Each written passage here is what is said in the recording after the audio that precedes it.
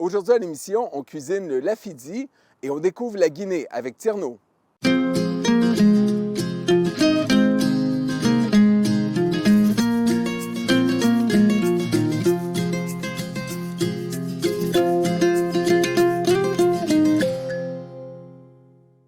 Aujourd'hui à Bouffe sur la route, on découvre la Guinée, ce pays africain, avec mon collègue et ami Tierno Ba. Et on va cuisiner un peu plus tard à l'émission le lafidi, un plat vraiment familial qui peut être fait par tout le monde. Donc, restez avec nous. Mais juste avant de faire cette cuisine, on va parler de la Guinée. Parce que je pense, Tierno, que la Guinée n'est pas le pays africain le plus connu. Je pense que tu vas être d'accord avec moi. En effet, tu as tout à fait raison. La Guinée, c'est un très petit pays d'Afrique de l'Ouest, non loin du Sénégal, de la Côte d'Ivoire, si tu connais un peu la géographie. Ouais. Nous sommes un petit pays, nous avons approximativement 12 à 13 millions d'habitants, très peu. La majorité des habitants sont plutôt concentrés dans la capitale qui est Conakry. Conakry, elle seule, a approximativement 5 à 6 millions de personnes, d'habitants. Toi, tu es né à Conakry, mais maintenant, tes parents habitent dans une région à l'extérieur de la capitale. Est-ce que tu peux me parler un petit peu des différentes régions qui composent la Guinée? En effet, comme tu l'as toi-même dit, je suis né à Conakry, qui est la capitale. La Guinée, comme tu sais sans doute, c'est un petit pays, mais nous avons 4 régions. C'est comme les provinces ici au Canada. En Guinée, nous avons la Basse-Guinée, là où se trouve la capitale Conakry, c'est à l'ouest du pays. Nous avons la Haute-Guinée qui se trouve au nord de la Guinée. Nous avons la Moyenne-Guinée. La Moyenne-Guinée, c'est la région dans laquelle mes parents viennent. Ça se trouve au centre du pays. Et enfin, nous avons la Guinée forestière qui est au sud du pays, non loin de la Côte d'Ivoire. Donc, dans toutes ces régions sont occupées par des ethnies assez spécifiques. Par exemple, dans la mienne, je suis d'origine Peul. Donc, en Moyenne-Guinée, tu trouves généralement les Peuls. En Basse-Guinée, tu trouves les Soussous. En Haute-Guinée, c'est là-bas que vient le lafidi. C'est fait par les Malinké qui sont d'originaires qui nous viennent du Mali. Et en Guinée forestière, qui nous viennent un peu de la Côte d'Ivoire. Comme ces pays, comme l'Afrique de l'Ouest, tu sais sans doute. Tous ces pays, on a des frontières, mais ces frontières ne sont pas vraiment là parce qu'il y a une circulation des personnes, une mixité des personnes culturelles, ethniques et tout cela. Oui. Parce que même si c'est des régions, comme tu disais, un peu avec des frontières qui sont un peu malléables, si je peux m'exprimer. Exactement. Parfait. Au niveau du climat, la Guinée, parce que, moi, je prends le contexte que je connais. La Côte d'Ivoire, on en parlait un peu tout à l'heure. La Côte d'Ivoire, c'est un pays qui est très humide, alors que si on continue la côte de l'Afrique de l'Ouest, plus au nord, le Sénégal, c'est plutôt sec. Le climat de la Guinée Conakry, comme on l'appelle, comment on peut le décrire? Le climat, je dirais, c'est un mix entre le climat sénégalais et le climat ivoirien. Comme je te dis tout à l'heure, nous avons 4 régions. Chaque région a un climat assez spécifique. Par exemple, en Moyenne-Guinée, en Haute-Guinée, le climat est plutôt sec et froid tout au long de l'année. Nous avons des températures qui varient entre 10 à 22 degrés, par exemple, en Moyenne-Guinée. En Basse-Guinée, c'est plutôt humide. C'est le climat qu'on retrouve plutôt en Côte d'Ivoire, très chaud tout au long de l'année. Nous avons 2 saisons, en quelque sorte, en Guinée, la saison sèche et la saison pluvieuse. La saison sèche, c'est de, disons, septembre à juin, juillet. Et la saison pluvieuse, c'est quelques mois, 2 à 3 mois. Et elle arrive spécifiquement en juillet. Par exemple, moi, dans mon cas, je suis né au mois de juillet, durant la saison des pluies. Apparemment, il pleuvait toute la journée dans mon cas. Et peut-être qu'on va défaire un mythe ici, mais en dehors de la saison des pluies, est-ce qu'il pleut en Guinée? Est-ce qu'il peut arriver quand même d'avoir quelques averses de temps à autre? Ou c'est vraiment sec, presque un désert, là? Non, il arrive qu'il pleut durant la saison des sèches. C'est rare, mais il arrive. Et quand il pleut vraiment. C'est des torrents, là. C'est vraiment... Et quand c'est la saison des pluies, il pleut fortement. Et comme tu sais sans doute, l'électricité vient des barrages hydrauliques. Donc nous sommes vraiment contents quand il y a l'hivernation, quand il pleut, parce que ça remplit nos barrages. Ce qui permet l'électricité, enfin, de subvenir aux besoins de la population, en fait. Et d'un point de vue de tourisme, qu'est-ce qu'on peut faire comme activité en Guinée? Est-ce qu'il y a des activités spécifiques, soit par région, comme on parlait tout à l'heure? Donc, pour quelles raisons les gens voudraient visiter la Guinée? La Guinée, c'est un pays très petit, mais nous avons beaucoup de ressources naturelles. Il y a beaucoup d'endroits à visiter en fonction des régions dans lesquelles vous voulez visiter. Par exemple, nous avons des falaises quand vous partez au nord de la Guinée, quand tu auras la chance peut-être d'aller en Guinée, tu vas au nord de la Guinée, tu vas trouver des falaises, de très beaux montagnes, tu peux faire de la randonnée. Il y a aussi, nous avons des chutes. Les chutes se trouvent dans toutes les régions de la Guinée, peu importe où tu vas. C'est vraiment joli, la vue est magnifique. Nous avons la Guinée forestière aussi qui est plutôt comme le nom indique, c'est forestier. Ouais. Donc la nature nous entoure. Il y a beaucoup d'activités à faire en Guinée. Et la population aussi est jeune. Donc ils sont là, ils sont à la recherche et découverte. Nous avons aussi beaucoup de ressources naturelles comme l'or, le diamant. Et malheureusement, comme tu sais sans doute, nous exploitons pas ça dans nos fortes potentialités, mais il y a beaucoup d'activités de visite. Nous avons aussi beaucoup d'expatriés qui viennent régulièrement visiter ces pays aussi. Oui, parce que c'est ça, comme tu l'as un petit peu mentionné, des fois, c'est comme dans plusieurs pays d'Afrique, c'est qu'une minorité contrôle beaucoup de richesses, autant des richesses naturelles que des richesses, d'autres richesses économiques. Malheureusement, on va se concentrer sur le positif ici. Donc, tu as mentionné l'or, le diamant, mais la Guinée, est-ce qu'elle est connue pour d'autres exportations? Nous sommes très connus pour le bauxite. Okay. Nous faisons partie des premiers ou deuxièmes mondiaux exportateurs de bauxite dans le monde. De bauxite, donc pour faire l'aluminium. Exactement, exactement. Parfait. Ça, c'est surtout en Basse-Guinée, la région de la capitale. Nous avons beaucoup de diamants aussi dans la région forestière. Nous sommes aussi très connus pour l'agriculture. Par exemple, si tu pars, nous sommes très bons en agriculture. Ça, c'est dans ma région. Et l'élevage aussi. Nous avons beaucoup de plantations, notamment des plantations de riz, d'ananas. Il y a beaucoup, enfin, je veux dire, c'est un territoire avec d'énormes potentiels. Et le sous-sol est riche aussi dans tout type d'activité où tu veux t'engager, au fait. Ah, ben super. Ça me donne vraiment le goût d'aller visiter parce que, comme je le disais un peu plus tôt, je n'ai pas eu l'occasion de visiter la Guinée, même si j'ai exploré quelques pays de l'Afrique de l'Ouest. Donc, mais merci pour toutes ces informations, Tierno. Et donc, juste après la pause, on va déguster, on va cuisiner, on va déguster par la suite le lafidi. Donc, un plat du nord de la Guinée, donc que j'ai bien hâte de découvrir avec vous.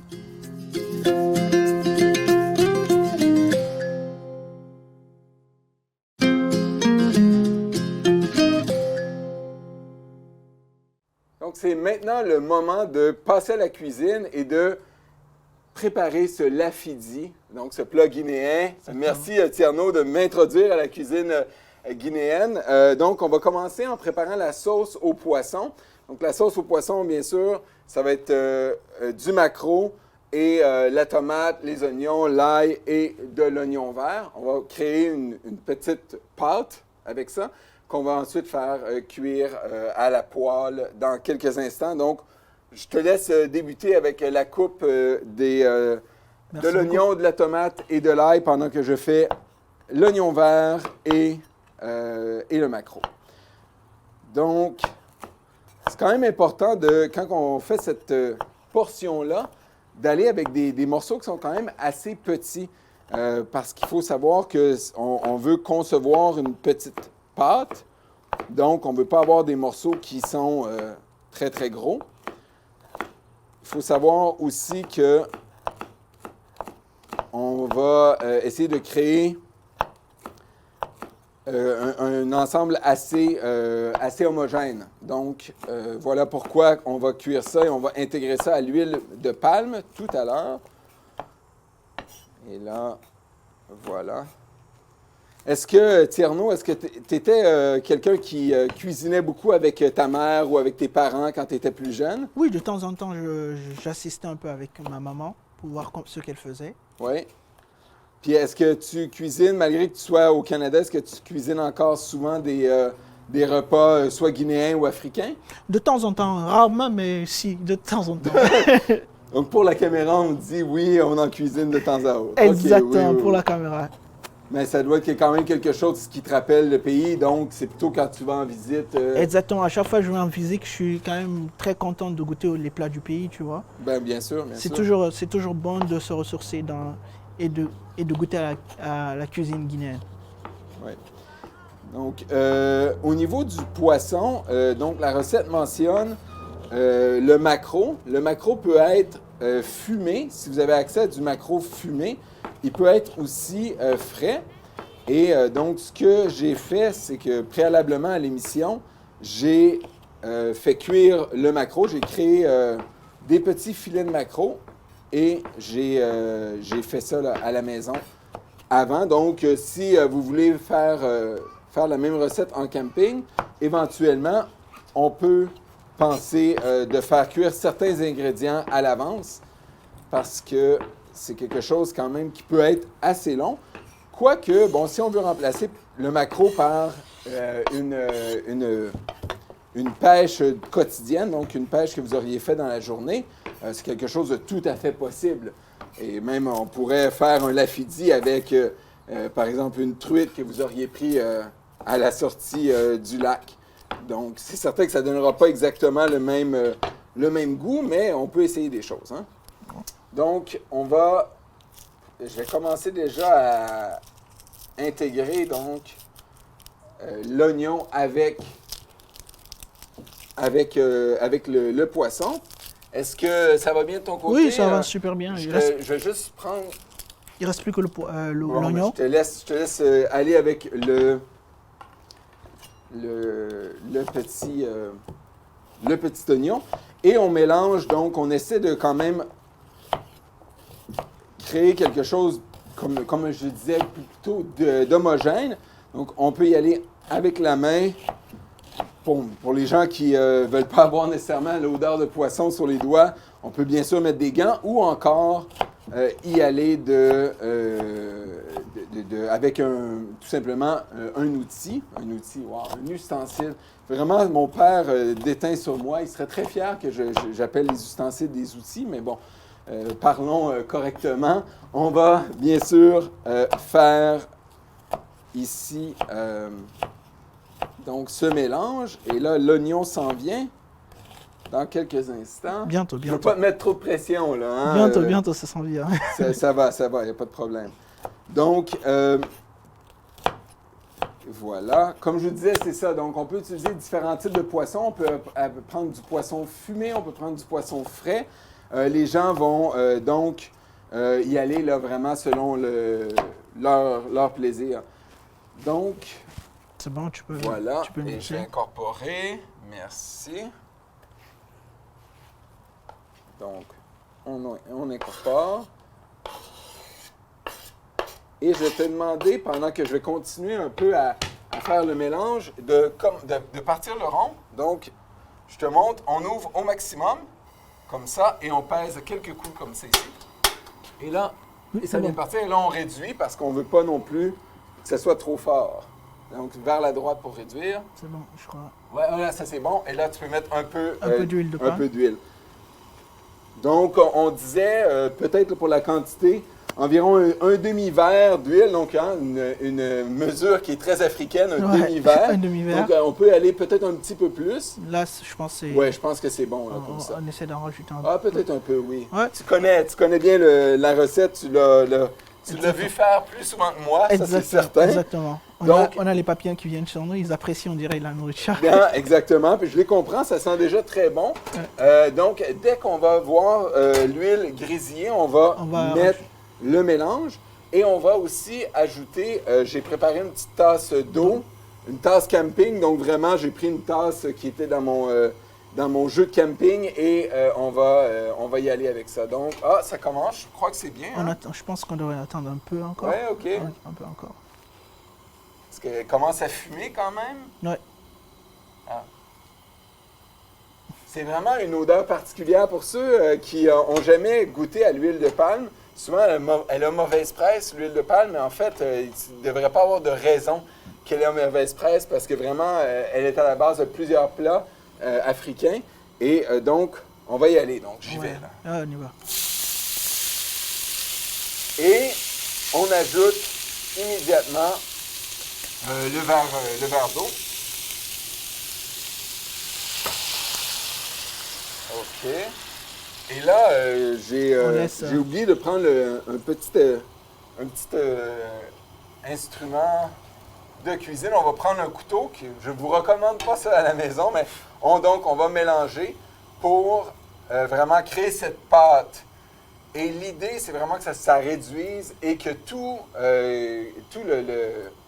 la sauce, la mixture devienne homogène. Donc, c'est certain qu'elle va quand même avoir certains petits éléments qui vont être un peu moins cuits et tout ça, entre autres l'oignon. Mais c'est pour cette raison-là qu'on va faire mijoter le tout pendant une dizaine de minutes. Mais n'hésitez pas à regarder votre plat à plusieurs reprises. Donc, jusqu'à présent, est-ce que ça ressemble un peu à ce que ta mère pouvait faire, Tierno? Oui, ça sent bien, on va voir. Donc, on laisse mijoter un peu. on laisse mijoter vraiment.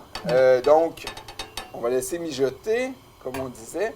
Ce sera à vous-même, si vous refaites la recette à plusieurs occasions, d'ajuster les quantités, ajuster la quantité d'huile de palme, d'eau, de poisson, parce que vraiment, ça va au goût de chacun. On voit ici, ça commence à bouillir. Je vois aussi un petit peu de poisson qui m'est resté sur les mains, mais on voit que ça commence à bouillir. Donc, ce qu'on veut, on ne veut pas de gros bouillon.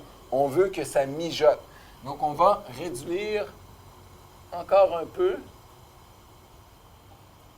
parce qu'on va avoir quelque chose de vraiment léger et faire mijoter le tout. Donc, voilà, jusqu'à présent, ça sent vraiment bon. Déjà, là, les arômes du poisson qui viennent être atténués par l'huile de palme et tous les légumes viennent vraiment créer un ensemble qui est vraiment très intéressant. Moi, là, vraiment, je suis... on y allait... Oh. On y allait avec peut-être un peu trop d'émotion. Donc, voilà, et on voit là aussi que l'huile de palme sert aussi à colorer l'ensemble. On voit vraiment le rouge qui devient des orangés, des jaunes aussi, tout autour du plat. Donc, c'est vraiment très agréable. Donc, on va laisser ça mijoter pendant, comme je vous disais, une dizaine de minutes. Et on se revoit tout de suite après la cuisson. Donc, on poursuit l'assaisonnement du lafidi tout de suite après la pause.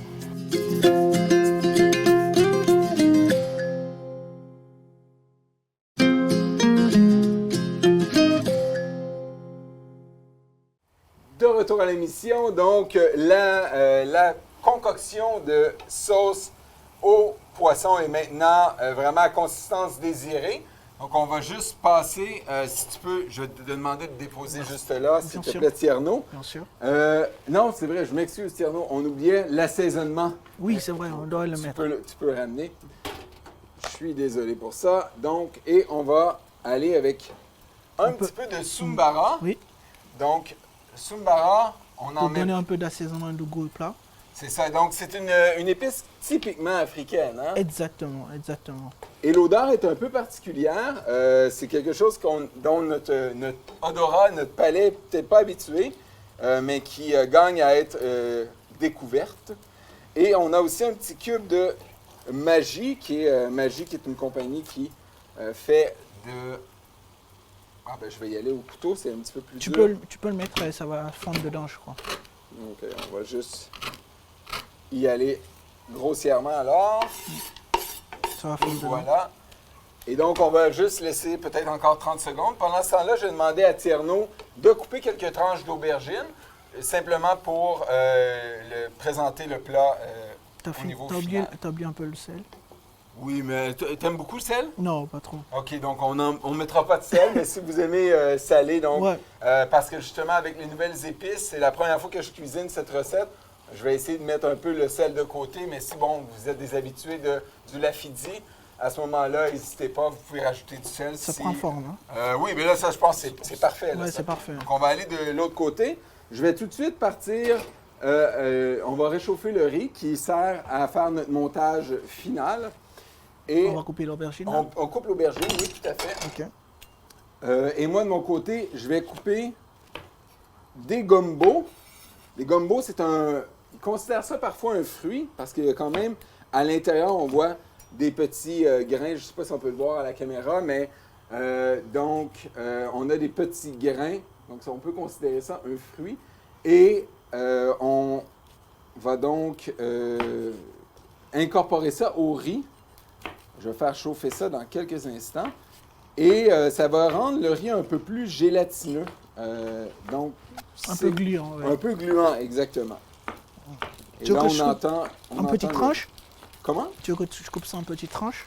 Oui. Quelque chose de tout petit. On va en fait compléter le repas avec le poivron. Poivron rouge. Moi, je préfère le rouge, mais vous pouvez aller de toutes les couleurs que vous désirez. Peut-être pas un vert, le vert serait peut-être un peu amer. Et on va partir ici. L'idée ici, c'est vraiment juste de réchauffer le riz. On ne veut pas y aller plus fort que nécessaire. Et ici, ça chauffe aussi. Les aubergines sont prêtes. Exactement. Et là, on va y aller avec... On cuit tous les légumes et fruits.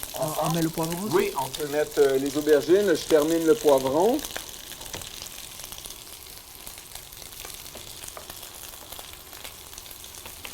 Et parle-moi, Tierno, mis à part le lapidi, quelle est la spécialité de ta mère que tu apprécies quand tu vas au pays? En Moyenne-Guinée, comme je te disais tout à l'heure, chaque région a sa spécificité. Oui. Moi, venant de la Moyenne-Guinée, on fait plutôt de la sauce aux feuilles. La sauce aux feuilles? Oui, okay. C'est très bon. C'est fait aussi à base d'huile de palme. Et d'un mix de la sauce de feuilles, d'un peu... Il y a 2 types de sauce de feuilles qu'on appelle. Et je trouve ça très délicieux. Comme je disais, chaque région a sa spécificité. Ouais. Le lafidi aussi, on a une sorte de lafidi aussi en Moyenne-Guinée qu'on fait, mais qui ressemble un peu au lafidi, mais là, dans ce type de lafidi, on n'utilise pas d'huile de palme. Oui, OK. Ouais. Donc, il y a donc des spécificités, même pour le lapidi qui vient plutôt du nord. Si vous le faites dans la région moyenne, il n'y aura pas à ce moment-là d'huile de palme. Ouais. Donc, on va laisser chauffer le tout et on va revenir, donc, après une courte pause, au montage final de l'assiette. On va vous montrer ça une fois tout monté et avec l'incorporation du gumbo dans le riz. Donc, on vous montre ça tout de suite après ceci. Donc, on est de retour pour les étapes finales, pour le montage final de l'assiette du lafidi avec mon collègue et ami Tierno. Donc, un bon lafidi, ça commence avec un riz au gumba. Donc, pendant la pause, on a fait une incorporation du gumbo. Donc, on a bien écrasé, je te pourrais dire effoiré, écrasé les gumbos et on les a incorporés au riz. Donc, on met un peu de riz. On met par la suite de la sauce, ici, de la sauce au poisson. Donc, notre mixture qu'on a préparée en début d'émission. Et on termine avec l'aubergine et le piment qu'on va donc venir cueillir sur le dessus. Donc, je vais te laisser, Tierno, goûter à notre concoction, à notre préparation. On va voir ce que ça donne. Et dis-moi ce que tu en penses. C'est très bon. Quand même, pour moi qui n'ai jamais cuisiné ça, là, c'est bon. Je pourrais presque me faire passer pour un Guinéen. Guinéen, ouais. On sent bien le poisson, le goût de la crevette aussi. Le goût de la crevette. Est-ce que c'est trop présent? Non, c'est bon. C'est ce qui est même recommandé de sentir le poisson, le goût de la crevette. C'est la base de cette recette, en fait. OK. Et le soumara, donc, ou sumbara, comme certaines... Ouais, pour donner un peu de goût. De goût, oui. Comme on dit flavor en anglais. Oui, les saveurs, le goût, là, exactement. ça vient rehausser les saveurs. Exactement, oui. C'est ça. Ça ressemble exactement à ce que ma maman fait. Ah, bon, parfait. Non, je serais très honoré de rencontrer ta mère. Elle serait fière de ce plat, je crois. Donc, vraiment, ça a été vraiment super intéressant de découvrir la Guinée parce que c'est un pays, comme je l'avais dit plus tôt, c'est un pays que je n'ai jamais visité encore. Peut-être qu'un jour on visitera pourra... ensemble, oui, c'est sûr. Donc, d'ici à un prochain rendez-vous, ce que je veux faire, c'est de découvrir encore plus de recettes guinéennes. Donc, peut-être, est-ce que tu pourrais me guider sur la voie une ou deux recettes à essayer à part le lafidi? On pourrait faire la sauce aux feuilles. Sauce aux feuilles, pour oui. Ça, si tu voudrais bien, je pourrais amener ma fiancée, comme ça, elle voudra bien le faire avec nous. Ah, ben super, je suis vraiment intéressé. Donc, ça, c'est vraiment de ta région, la sauce aux feuilles. Exactement, la sauce aux feuilles. C'est fait aussi à base d'huile de palme. Elle est très bonne, crois-moi. Super. Parfait. Donc, merci Tierno encore pour ton accueil guinéen, vraiment. Moi, je vous dis à une prochaine rencontre pour Bouffe sur la route. Et d'ici là, bon camping, bonne recette et bonne dégustation.